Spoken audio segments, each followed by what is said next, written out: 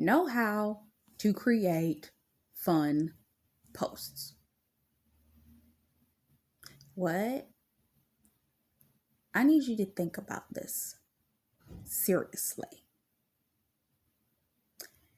If you're going to write a 15-page blog article on any blog,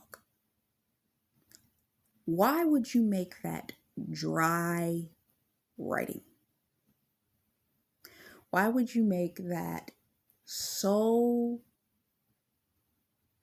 teachy that people are like, I'm so tired of this? Remember when we was talking a couple of episodes back where we talked about the long form sales letter and the vetting forms? Remember how I said that a lot of people hated long form sales letters because it was too daggone long? Yeah, they tried to make it fun by adding a whole bunch of highlighted, boldness, pointed arrows, this, that, and the other. But you still got, writing fatigue. Meaning, you still wasn't going to make it through that whole sales letter. I don't care how many times they say, click here, click, click.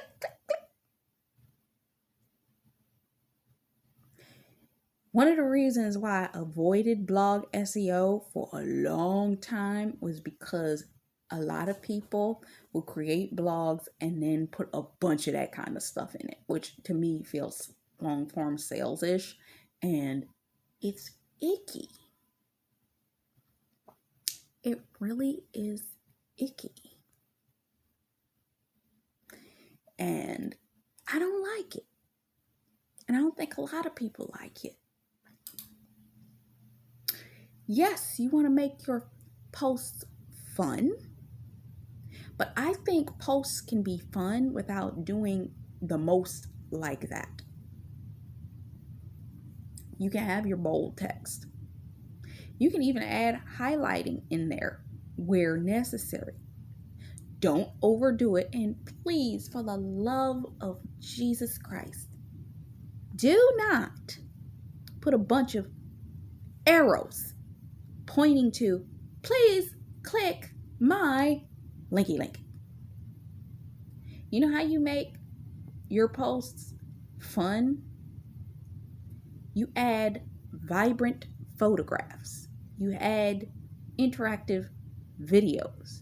You add photos that might tell the person what they're supposed to do, but people have a tendency for their eyes to go to photos than they are to sit and look at a bunch of static text.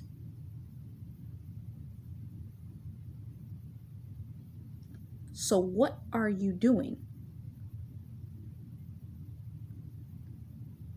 Do you want it little? Do you want it long? Do you want to talk it out and develop something that is creative? Do you want it colorful? Meaning, do you want the page that the blog is stationary on to be colorful? Because some of that comes from the aesthetic of how you place your blog. For instance, there's a way that I could, if I wanted to, with the blog that I'm doing right now, that I could literally have the background of every page have a color background, or shall I say a faded image that just gave your eyes something to look at that was fun, and do a solid color background, and then have my text in white or text in green, text in something that would make it more fun than instead of just looking at a plain white background. Think about these things when you're thinking about developing your posts. Create something that has the eye shifting across the page. For example, you could have photographs. You can either do them centrally aligned, meaning it's a banner at certain sections to divide your writing. You can have left justified images or right justified images, and your text be on either side.